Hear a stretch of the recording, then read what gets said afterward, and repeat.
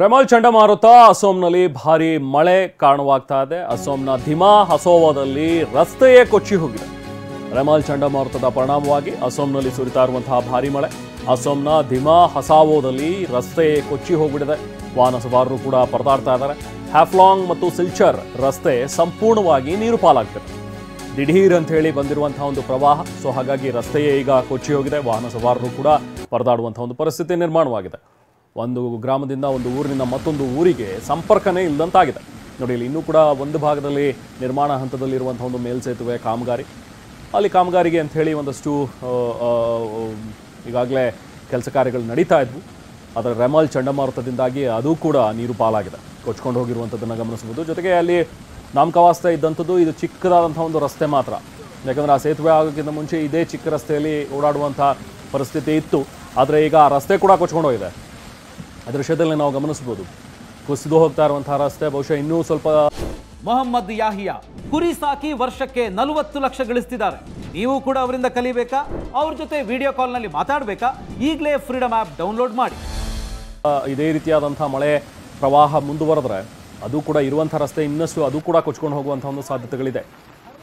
ಒಟ್ಟಿನಲ್ಲಿ ರೆಮಾಲ್ ಚಂಡಮಾರುತ ಸೃಷ್ಟಿ ಮಾಡಿರುವಂಥ ಅನಾಹುತಗಳಿವೆ. ಇದು ಅಸ್ಸಾಂನ ದೃಶ್ಯಗಳು.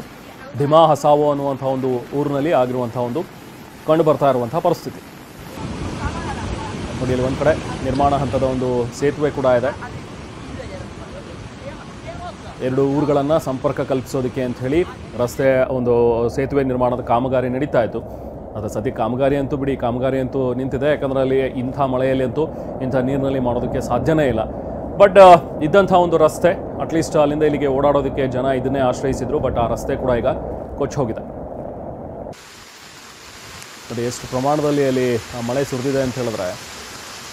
ಅಸ್ಸಾಂನ ದೃಶ್ಯಗಳನ್ನು ನೋಡ್ತಾ ಇದ್ದೀವಿ. ಧಿಮಾ ಹಸಾವೋನಲ್ಲಿ ದಿಢೀರ್ ಪ್ರವಾಹದ ಪರಿಸ್ಥಿತಿ ನಿರ್ಮಾಣವಾಗಿದೆ.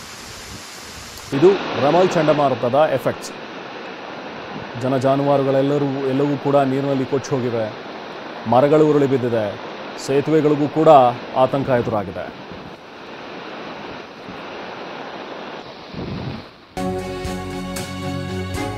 ಇನ್ನು ಕಲ್ಲು ಕ್ವಾರಿ ಕುಸಿದು 10 ಕಾರ್ಮಿಕರು ಜೀವಂತ ಸಮಾಧಿಯಾಗಿರುವಂತಹ ಘಟನೆ ಮಿಜೋರಾಂನಿಂದ ವರದಿಯಾಗ್ತಾ ಇದೆ. ಮಿಜೋರಾಂನ ಐಜ್ವಾಲ್ನಲ್ಲಿ ನಡೆದಿರುವಂತಹ ಒಂದು ಘಟನೆ ಇದು. 10 ಕಾರ್ಮಿಕರು ಜೀವಂತ ಸಮಾಧಿಯಾಗ್ಬಿಟ್ಟಿದ್ದಾರೆ. ಈ ಭೂಕುಸಿತದಿಂದಾಗಿ ಹಲವರು ನಾಪತ್ತೆ ಆಗಿದ್ದಾರೆ. ಅವ್ರಿಗೋಸ್ಕರ ಶೋಧ ಕಾರ್ಯ ಕೂಡ ನಡೀತಾ ಇದೆ. ಇದು ಕೂಡ ರೆಮಾಲ್ ಚಂಡಮಾರುತದಿಂದ ಆಗಿರುವಂತಹ ಎಫೆಕ್ಟ್ ಇದು. ಮಿಜೋರಾಂನಲ್ಲೂ ಕೂಡ ಭಾರಿ ಮಳೆ ಆಗ್ತಾ ಇದೆ.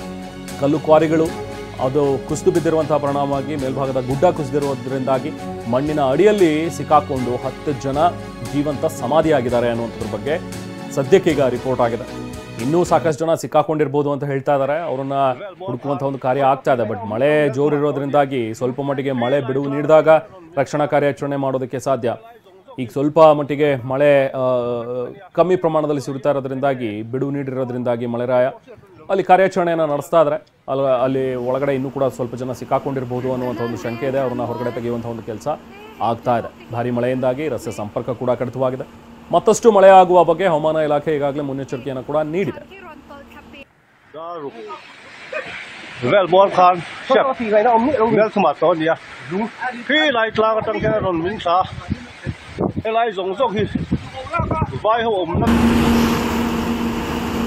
Cái nan viên khán ngôi thế thì tùy học cái hiệp vẫn mấy